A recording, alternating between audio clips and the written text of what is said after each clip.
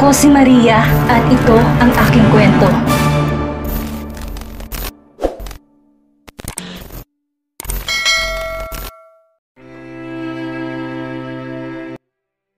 Nang matapos maligo si Carmela, ay sumunod na rin siyang pumasok ng bathroom. Pinapatuyo na ni Carmela ang buhok niya nang matapos siya ay nahiga na siya sa kama. Nang ma-realize niyang iisa lang ang kwarto ng hotel room nila, ay napapigla siyang umupo. Matutulog ba kami na magkatabi? Mahina niyang usal sa sarili niya. Tinignan niya ang kama. Malawak naman ito kaya pwede silang matulog sa parehong dulo. Kahit na may nangyari na sa kanila, natulog ng magkatabi hindi pa rin siya komportable. Naglagay ng unan sa gitna si Carmela saka siya nahiga at ipinikit ang mga mata niya. Siguradong lalabas na sa bathroom si Idam anumang oras. Nang marinig niya ang pagbukas ng pintuan ay mariin niyang ipinikit ang mga mata niya.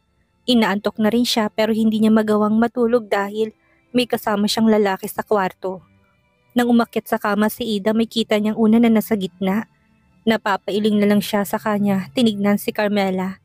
Nakapikit ng mga mata nito pero gumalaw pa rin ang mga talukap niya, kaya napangisi siya. Dahan-dahan siyang gumapang papalapit kay Carmela at tinitigan ito sa muka. Mabilis na iminulat ni Carmela ang mga mata niya nang maramdaman niya si Idam. "Anong binabalak mong gawin sa akin?" tanong niya. Niyakap niyang dibdib niya kaya tumingin si Idam sa mga kamay niya. Napalunok si Carmela. Gusto niyang itulak si Idam pero parang wala siyang lakas. "Honeymoon natin ngayon. Anong gusto mong gawin natin?" Nangaasar na saad ni Idam. Iniwas ni Carmela ang paningin niya at lalong niyakap ang sarili. "Alam ko mag-asawa na tayo. Minsan ko na rin naibigay sa iyong sarili ko. Pero hindi ibig sabihin nun ay hayaan ko nang gawin mo ulit sa akin ang gusto mo. May kailangan lang tayo sa isa't isa, Mr. Festejo. Hindi kasama ang katawan ko sa usapan nating dalawa. Sana naintindihan mo yon. Wala akong pakialam kung anong gawin mo. You can do whatever you want at sana ganun ka rin sa akin." Ramdam na ni Carmela ang hininga ni Idam na amoy toothpaste pa. "Hindi mo rin ba ako pakikialaman kahit na makita mo ko na may kasamang babae?" tanong niya. Nagbigay ng kiliti kay Carmela ang hininga ni Idam. "Wala akong pakialam kahit na magtalik pa kayo. Pagod na ako, Mr. Festejo. Pwede bang magpahinga na tayo?" Mabilis na pinikit ni Carmela ang mga mata niya. Nakakala niya halikan siya ni Idam. Ngumisi naman si Idam. Hindi niya alam kung bakit natutuwa siyang asarin si Carmela. "Good night, Mrs. Festejo." Mahinang usal ni Idam sa kanya hinalikan ng tungki ng ilong ni Carmela. Umalis na siya sa ibabaw ni Carmela at nahiga na. Napabuga naman ng hangin si Carmela dahil sa sobrang kabang naramdaman niya. Dahan-dahan niya na iminulat ang mga mata niya sa kanya nilingon si Idam na nakatalikod sa kanya't nasa dulong parte ng kama. Nakahinga siya ng maluwag. Bakit piniisip niya may mangyayari sa kanila ngayon? Kababae niyang tao pero napakadumi ng isip niya. Napapailing na lang si Carmela sa sarili niya. Hinila niya na sa isang unan at niyakap yon. Tumalikod na rin siya at natulog na. Kinabukasan ramdam pa ni Carmela ang antok pero hindi na makapagpigil ang pantog niya. Pakiramdam niya ipuputok na ito kaya wala siyang nagawa kung hindi ang bumangon at pumasok sa CR. Nakapikit pang mga mata niya habang umiihi siya. Nang matapos siya ay bumalik na siya sa kama at hihiga na sana nang maalala niya. Nakatabi niya si Idam na natutulog. Nagising naman ang diwa niya nang hindi niya na makita si Idam sa kama. Tiningnan ni Carmela ang oras sa cellphone niya at para bang nabuhusan siya ng malamig na tubig nang makita niya na 10:00 na ng umaga. Ang haba na pala ng tulog ko, anos niya sa sarili niya. Gusto niya pa sanang bumalik sa higaan pero nawala ng antok niya kaya lumabas na siya ng kwarto. Inilibot niya ang paningin niya sa sala pero hindi niya makita si Idam. Dumiretso na lang siya sa kusina para makapaghanap ng pwede niyang iluto sa fridge. Nang mapansin niya na may natakpang pagkain sa lamesa ay isa-isa niyang inalisan takip ng mga to. Kinuha niya rin ang maliit na papel na may notes galing kay Idam. "Kumain ka na pagkagising mo. Susundin kita after lunch later. May ginawa rin akong kape. Ipainit mo na lang." Ani nito. Napakibit-balikat na lang si Carmela dahil husband material din pala si Idam. Marunong magluto at magasikaso. Nang maramdaman ni Carmela ang pagkulo ng tiyan niya ay kumain na siya. Pinainit niya na rin ang kape na ginawa ni Adam para sa kanya. Napapangiti na lang siya. Ramdam niya ang kalayaan kahit na itong unang araw nila bilang mag-asawa. Nang makawala siya sa bahay nila, pakiramdam niya sariwang hangin ang nalalanghap niya. Nang matapos siyang kumain, niligpit niya na ang mga gamit niya. Nilibot niya ang paningin niya sa sala at nakita niya nakatiklop ng maayos ang wedding gown niya. Nakalimutan niya na itong ayusin pagkatapos ng maligo kagabi. Habang naghihintay siya kay Adam ay binuksan niya ang TV para manood. Saka siya nanguha ng mangunguya niya sa cabinet. Hindi niya mapigilang hindi mapangiti. Hindi siya nakakanood sa bahay nila dahil palaging pinapalipat ni Sofia ang pinapanood niya. Pero ngayon, malaya siyang nakakanood kahit na anong oras at kahit kailan niya gustuhin nang walang manggugulo sa kanya. Nang maalala niyang librong iniregalo sa kanya ni Adam, ay kukunin niya na sana to para basahin pero nanghinayang naman siya. Kapag nakusot niya ito, itatago ko na lang. Nakanguso niyang saad dahil wala na siyang mabiling old version ng hard copy ng paborito niyang libro.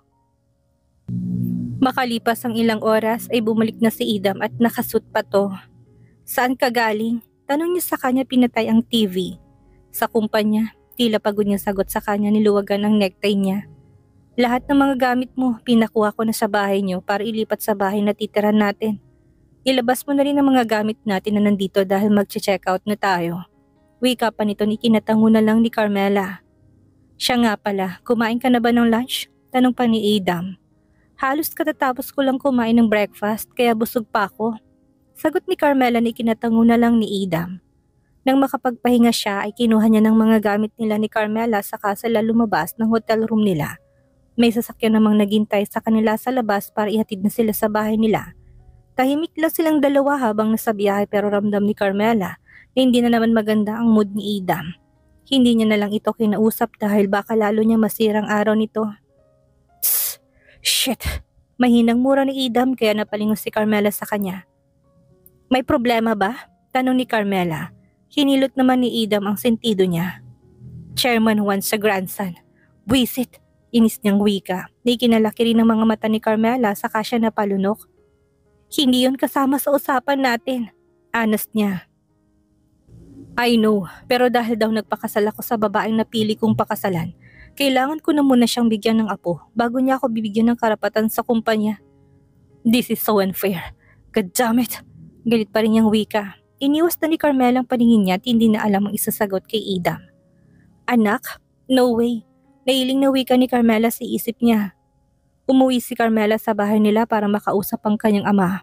Tapos ng kasal nila ni Adam, magsisimula na rin ang agreement ng mga pamilya nila tungkol sa business. Siya naman ngayon ang hihingi ng pabor. 5 taon na simula nang tanggalin siya sa kumpanya dahil sa pagkakamali niya noon. Nang dahil lang sa nabuntis siya ng lalaki hindi niya kilala. 5 taon din siyang ginamit ng stepmom at kapatid niya at ayaw niya na ulit magpagamit. Ayaw niya nang maging mahina. Carmela, iha, ang bilis mo namang bumisita. Kahapon ka lang ikinasal, hindi ba? Natutuwang wika ni Yaya Lucy nang makita niya si Carmela. Ngumiti naman si Carmela. Nandyan po ba si Daddy? Gusto ko lang sana siyang makausap. Honest niya. Ang alam ko nasa office siya. Kanina pa siya hindi lumalabas doon.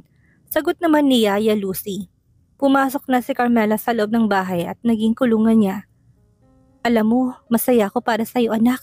Nakawala ka na rin sa bahay na ito. Mamimiss ka namin pero masaya kaming umalis ka dito. Marami kang masasayang memories dito pero napalitan niyo ng lungkot at trauma mo. Ani ni Yaya Lucy. Baka sa tinig niya lungkot dahil hindi niya na makikita araw-araw si Carmela. Pero masaya rin siya dahil hindi niya na makikitang nasasaktan, umiiyak at nagmamakaawa ang batang inaalagaan niya. Don't worry po Yaya, bibisita pa rin naman ako dito pero hindi madalas. Magiging busy na rin po ako. Nakangiting sagot ni Carmela na ikinangiti na lang ni Yaya Lucy. Dumiretso na si Carmela sa office ng kanyang ama sa loob ng bahay nila. Pababa naman si Shawnee ng hagdan na makita niya si Carmela. Is that Carmela? Honest niya. Hindi siya sigurado kung sinong pumasok sa loob ng bahay nila. Lucy, sino yung pumasok? Sigaw ni Shawnee kay Yaya Lucy pero nagkunwari itong wala siyang narinig at dere-derechong pumasok ng kusina. Ang matandang ito, bingi ba siya? Nainis sa sad ni Shawnee. Bumaba na siya ng hagdan at nagtungo rin sa office ng asawa niya. Pumasok siya kaagad at nakita niya si Carmela na nakikipag-usap sa kanyang ama. "What are you doing here? Lumayas ka na dito, hindi ba? Bakit bumabalik ka pa?" Masungit na wika ni Shawnee. Blanko lang naman siyang tiningnan ni Carmela at hindi na sinagot pa. "I'm sure nagsisimula na kayong gumawa ng plano para sa merging ng negosyo natin sa negosyo ng mga festejo. Tapos niyo na akong gamitin dahil kasal na kami ni Idam. Ako naman ang hihiling dad. Gusto kong bumalik na sa kumpanya para magtrabaho nilang designer." Seryoso niyang saad. Hilaw namang tumawa si Shawnee saka siya lumapit kay Carmela. "Really? Ito bang pinaplano mo una pa lang? Gusto mong bumalik ng kumpanya? Walang available na position para sa'yo. Dumaan ka rin sa tamang proseso ng pag-apply nilang employee." "Enough, Shawnee." Pagpuputo naman ni Marvin sa sinasabi ni Shawnee. Pinalikayan ni Shawnee ng mga matang asawa niya dahil hindi man lang siya pinapatapos na magsalita. "Hindi na kailangan mag-apply ni Carmela bilang empleyado sa kumpanya natin dahil anak ko rin siya. May karapatan siya sa kumpanya at mababang posisyon lang naman ang gusto niya. You want to be a designer? Our company needs you." Mabilis na pinayagan kaagad ni Marvin ang anak niya na makapasok sa kumpanya. "Pinayagan mo siya ng ganong kabilis? Hindi mo pwedeng hayaang sumailalim na muna siya sa training. 5 taon siyang walang trabaho. 5 taon siyang walang ibang inisip kundi ang sarili niya. Maraming pinagdaanan si Sofia bago siya nakapasok sa kumpanya. Pero dahil legal daughter mo siya, bibigyan mo siya ng trabaho ng ganong kabilis?" Hindi pa rin sang-ayon si Shawnee sa desisyon ng asawa niya. Ngumisi naman si Carmela. "You're right." Ano yan, ikinataas ang kilay ni Shawnee. Akala niya ay sinang-ayunan siya ni Carmela sa sinabi niya. Pero mabilis ding nagngit-ngit sa galit ang mga ngipin ni Shawnee. "At least, I'm the legal daughter. Lumaki ako kasamang mga magulang kong business-minded. Unlike others." Saad niya, naikuyom ni Shawnee ang kamao niya. Pinipigilan na ang sariling hindi masampal si Carmela. "That's enough. Walang patutunguhan ng pagtatalo niyong dalawa. Buo na ang desisyon ko, Shawnee. Kung hindi natin bibigyan ng trabaho sa kumpanya si Carmela, paano siya matututo? Of course, dadaan pa rin siya sa training pero kasama na rin siya sa decision making ng kumpanya. Kung anong ginagawa ni Sofia sa kumpanya ay gagawin din ni Carmela. Si Carmela ang dahilan kung bakit nakikipag-business partner sa atin ngayon ang mga festejo. Dapat lang na ibigay din natin sa kanya ang gusto niya. Isinakripisyo niya ang... Si Sofia dapat ang nasa posisyon niya. Sakripisyo niya? Inagaw niya ang groom ng anak mong si Sofia. Tapos siya ngayon ang mukhang hero sa paningin mo? Siya ngayon ang nagsakripisyo?" Inisasaad ni Shawnee. Napabuntong hininga na lang si Carmela. Kahit na anong gawin niya, hindi matutuwa sa kanyang stepmom niya. Ayaw niya na magkaroon ng karapatan si Carmela sa kumpanya kahit ito naman ang legal daughter. Natatawa at napapailing na lang si Carmela. Nilingon naman siya ni Shawnee at lalong kumulong dugo nito. "Idam chose her, tapos ng kasal at wala na tayong magagawa doon. Marami pa akong kailangang tapusin, umalis na kayong dalawa." Seryosong wika ni Marvin sa kanya, tinuon ang atensyon niya sa computer niya. "Sa Lunes ka na mag-umpisa sa trabaho mo, Carmela. Sasabihan ko mga nasa fashion design department sa pagdating mo. Pwede na kayong lumabas sa dalawa," dagdag pa ni Marvin. Hindi naman na sumagot si Carmela at nauna na siyang lumabas ng office ng kanyang ama. Sumunod naman si Shawnee. "Alam ko ang binabalak mo. Gusto mo makuha ng buong kumpanya, hindi ba? Sa tingin mo papayagan kita sa gagawin mo? 5 taon ko nang hawak ang pagmamanage sa kumpanya at hindi mo yun makukuha sa akin. Hindi ako makakapayag." Nanggagalaiting saad ni Shawnee. Hinarap naman ni Carmela ang stepmom niya.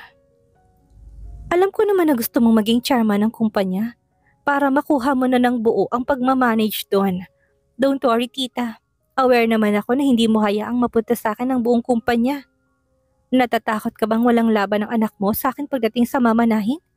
Hindi kayo kasal ni daddy, kaya anong karapatan mo sa kumpanya nila ni mommy?" Nangaasar niyang wika habang nakangiti. Akmasa nang hihilahin ni Shawnee ang buhok ni Carmela nang mabilis na umatras si Carmela. "Oops! Hindi na ako katulad ng dating Carmela na sinasaktan mo lang. Walang ginawa kundi umiyak at magmakaawa.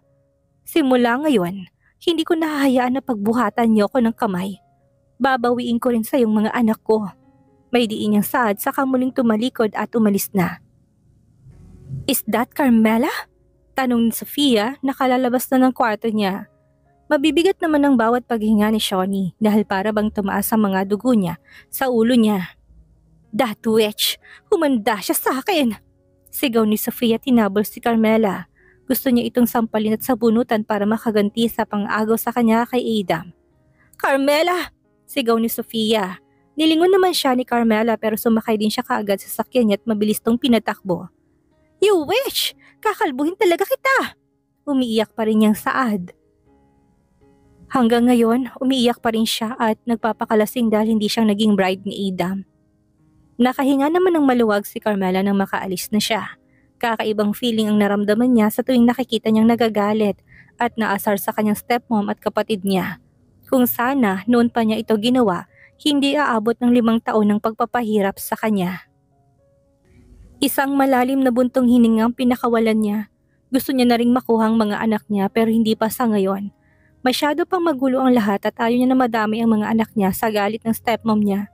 Umaasa naman siyang hindi sasaktan ni Sean yung mga bata habang hawak niyang mga ito dahil oras na may nangyari sa mga bata, walang ibang sisisihin ko hindi si Shawnee. Nagluluto na si Carmela para sa hapunan nila ni Adam. Silang dalawa lang ang tao sa bahay nila dahil hindi sila nanguha ng katulong.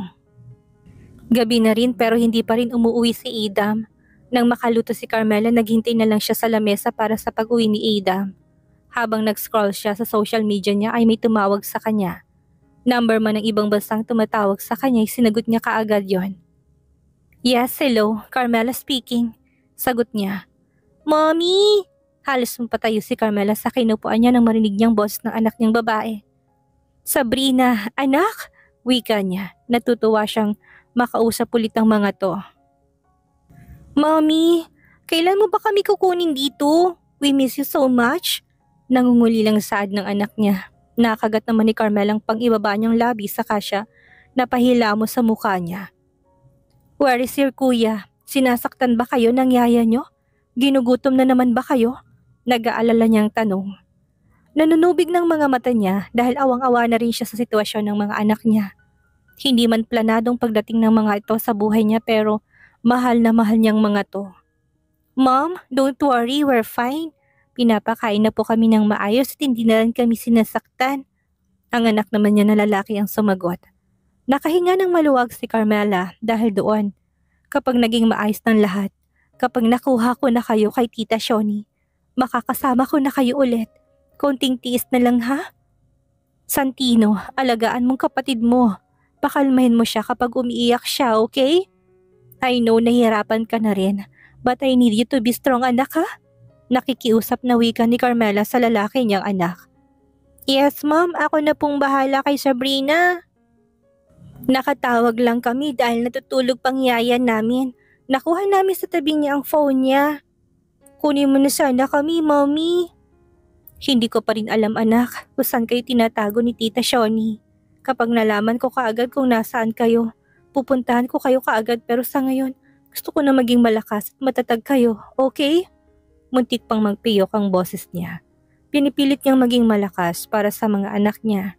Ayaw niyang umiyak dahil alam niyang iiyak din ang mga anak niya. Santino, Sabrina, nasaan ang phone ko? Rinig ni Carmela sa kabilang linya. Mom, we need to end the call na po. Gising na pong yaya namin. Natatarantang saad ni Santino. No, ibigay mo sa kanya ang phone niya. Matapang na saad ni Carmela. Nang dumating naman ang yaya ng 2 bata, inagaw niya ang phone niya sa mga to. Hindi ba sinabi ko na huwag niyong... Don't you dare to hurt my kids! Malakas sa saad ni Carmela kaya napatingin sa phone ng yaya ng mga bata. Ma'am Carmela, ani nito. Oras na pinagbuhatan mo na naman ng kamay ang mga anak ko. Ako mismong kikitil sa buhay mo. Iisa-isahin ko na putulin ang mga kamay mo hanggang sa hilingin mo na lang na mamatay. May diinawi ka ni Carmela. Hindi naman nagsalitang katulong at pinatay na ang tawag. Naiiyak na lang si Carmela sa kalagayan ng mga anak niya. Wala siyang magawa para sa mga ito dahil hindi niya alam kung saang bansa tinatago ng stepmom niyang mga anak niya. Nilayo nila sa kanyang mga anak niya nang ma-depress siya, nang mag-hallucination siya at kung sino-sino nang sinasaktan niya. Hindi rin siya pinayagan ng kanyang ama na makasama mga anak niya dahil Natatakot ito na baka mapatay ni Carmela ang mga anak niya dahil wala siya sa katanyuan ng pag-iisip. "Are you okay?" Tanong ni Idam na makita niya nag-aalalang mukha ni Carmela. Tipid namang ngumiti si Carmela. "Yeah, I'm fine. Kumain ka na ba?" Pag-iiba niya kaagad ng usapan. "Nagluto ako for our dinner. Maghahain lang ako." Ani at nagsimula ng maghain ng mga pagkain nila. Ibinaba naman ni Idam sa lamesa ang dala niyang paper bag. "Nagluto ka pala. Bumili pa naman ako ng mga pagkain sa labas." Nanguha na rin si Idam ng mga pinggan para paglagyan ng mga binili niyang pagkain. Nang makapaghain na silang dalawa, naupo na rin sila. Nilagyan ni Carmela ang pagkain ng pinggan ni Idam sa kanya hinintay ito na makasubo. Sumubo naman si Idam at unang nguya pa lang niya ay para na siyang masusuka sa sobrang alat ng luto ni Carmela. Binuhos ba naman lahat ng asin? Hanin ni Idam sa sarili niya. Tinignan niya si Carmela na nakatingin sa kanya kaya nginitian niya ito. "Kamusta? Nagustuhan mo ba?" Tila bata nitong tanong. Sinubukan pang nguyain ni Idam ang pagkain na sa bibig niya dahil ayaw niya mapahiya si Carmela pero hindi niya talaga kayang lunukin. Kaya dumiretso siya sa sink para ilabas ang pagkain sa bibig niya. Napabuntong hininga naman si Carmela sa kanya tinikman ang niluto niya. Maging siya'y napaubo na lang sa sobrang alat. Pasensya ka na. Ngayon na lang kasi ako ulit nagluto." Nahihiya niyang wika. Uminom naman na muna ng tubig si Idam bago siya nagsalita. "At least you tried. May mga pagkain naman akong binili kaya ito na lang munang kainin natin for dinner. Huwag ka nang magtatrabaho dito sa kusina. Hayaan mo ako na magluto ng pagkain nating dalawa, okay?" "Pero ako yung babae. Ako dapat ang nagluluto." Nakayukong sad ni Carmela. Nahihiya siya dahil hindi naging maganda ang lasa ng niluto niya. "Kung gusto mo talagang magluto, tuturuan na lang kita kapag wala tayong ginagawa. Pwede ka rin mag-enroll sa mga cooking class pero sa ngayon, ako na muna magluluto." "I appreciate your effort, Carmela. So don't be sad. Nagsisimula ka pa lang naman." Nakangiting sad ni Idam. Gumaan naman ang nararamdaman ni Carmela. Hindi niya alam kung bakit mabilis siyang napapakalma ni Idam. Inalis na ni Idam ang mga pagkain niluto ni Carmela sa lamesa at ang inihain niya ay ang mga pagkain binili niya sa labas. Napangiti si Carmela dahil hindi man lang siya pinagalitan o pinagtaasan ng boses ni Idam. Nilagyan ni Idam ng pagkain ng pinggan ni Carmela at ganun din sa kanya, saka sila sabay na kumain. "Kumain ka ng marami para may lakas kang lumaban." Pagpapalakas pa ni Idam sa kanya. Tinignan ni Carmela si Idam at matamis naman tong ngumiti sa kanya. Pakiramdam niya nagkaroon siya ng kakampi. Anong buhay kaya ang naghihintay kay Carmela ngayon ito na ang simula ng tunay na laban niya? Malaman kaya niya ang kinaroroonan ng kambal niya? At ano ang mangyayari sa muli niyang pag-apak sa kanilang kumpanya? Yan ang ating aalamin sa susunod nating kabanata.